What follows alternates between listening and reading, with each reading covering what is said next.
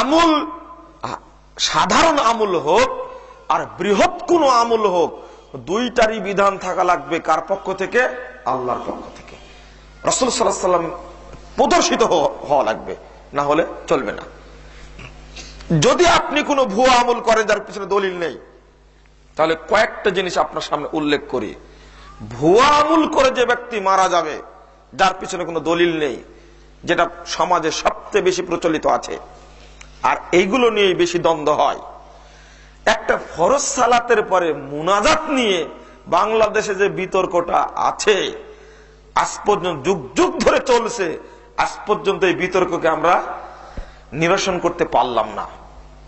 আরো হয়তো কয়েকশো বছর চলবে, তবে আলহামদুলিল্লাহ অনেক মানুষ সচেতন হয়েছে।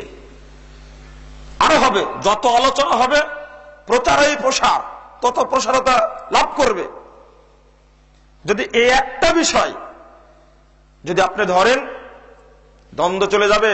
শিরিক বেদাতে ভর্তি পরিপূর্ণ একেবারে, এইগুলো নিয়ে কথাই বলা যায় না। যদি জানতে পারে যে মুজাফফর বিন মুহসিন ফরজ সালাতের পরে মুনাজাত করবে না, ডক্টর আহমদুল্লাহ 30 আলী সাহেব মুনাজাত করেন না, যদি জানতে পারেন এই কথা, যত বড় জ্ঞানী হন না কেন, ওকে খুতবা দিতে দেবে না।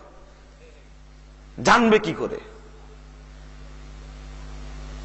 আর এখানে এক শ্রেণীর শিরিক বেদাত উঠানো যায় না, ভুয়া আমল উঠানো যায় না, তার অন্যতম একটা কারণ, সেটা হলো ওই মসজিদের বা ওই সমাজের আলেম সমাজ। এই আলেম সমাজ কমিটির সঙ্গে আপোষ করে এগুলো করে থাকেন, চাকরি চলে যাবে। তার একটা রেকর্ড, আব্দুর রাজ্জাক বিন ইউসুফের নাম শুনেছেন আপনারা হয়তো বা অনেকেই।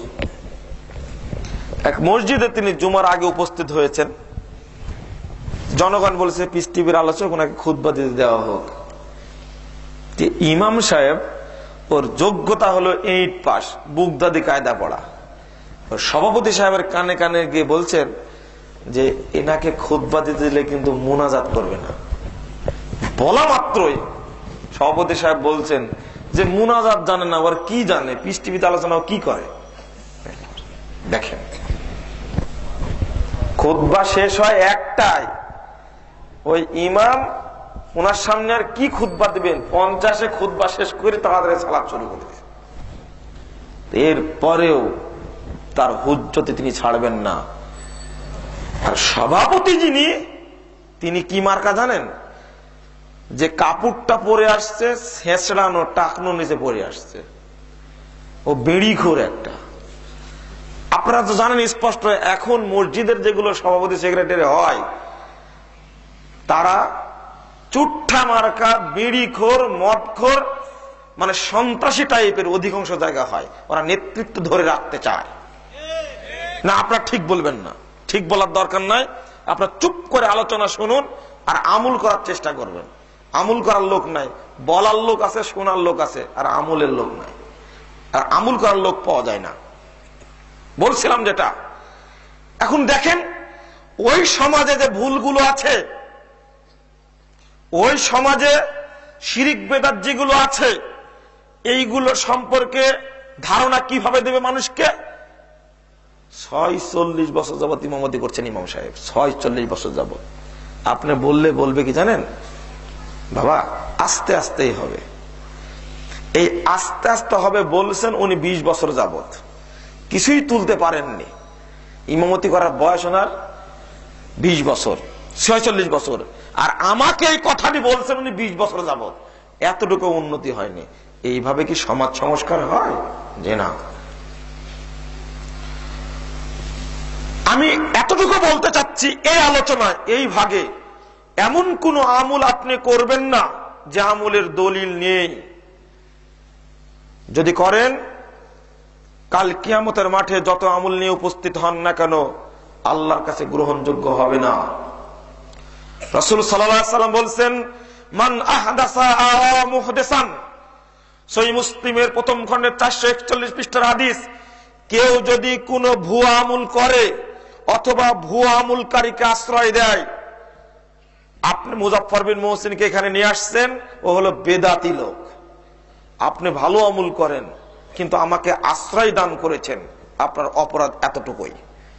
আর কেউ ভুয়া আমল করছে, রাসূল সাল্লাল্লাহু আলাইহি ওয়াসাল্লাম বলেছেন, লা ইয়াকবালুল্লাহু তাআলা ইয়াউমাল কিয়ামাতি সরফান ওয়ালা আদলা, কাল কিয়ামতের মাঠে এই ব্যক্তির পক্ষ থেকে কোন ফরজ ইবাদত কবুল করবেন না, কোন নফল ইবাদত কবুল করবেন না। এবার আপনি কিভাবে পথ চলবেন, বাঁচবেন কি করে? এটা কিয়ামতের মাঠের অবস্থা যে না, লাভ নেই। আল্লাহর রাসূলের বাণী চূড়ান্ত, অবশ্যই চূড়ান্ত। যা বলেছেন, যা ঘটার ঘটেছে, যা ঘটেনি তা ঘটবেই। 19-20, 19.5 কখনো হবে না। যা বলেছেন পুঙ্খানুপুঙ্খ বাস্তবায়িত হবেই, এতে কোনো সন্দেহ নেই। আজকেই তওবা করতে হবে আপনাকে। ভুয়া আমল যেগুলো করেছি ওইগুলো বাদ দেই।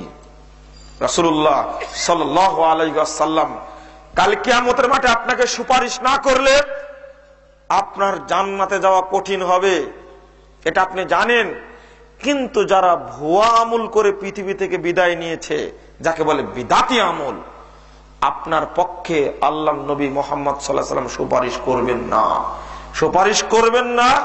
50,000 বছরের মতো লম্বা দিনে পিপাসার্ত হলেও আপনাকে আল্লাহ নবী আপনাকে কাউসারের পানি পান করতে দিবেন না। সহিহ বুখারীর, মূল বুখারী 974 পৃষ্ঠার হাদিস।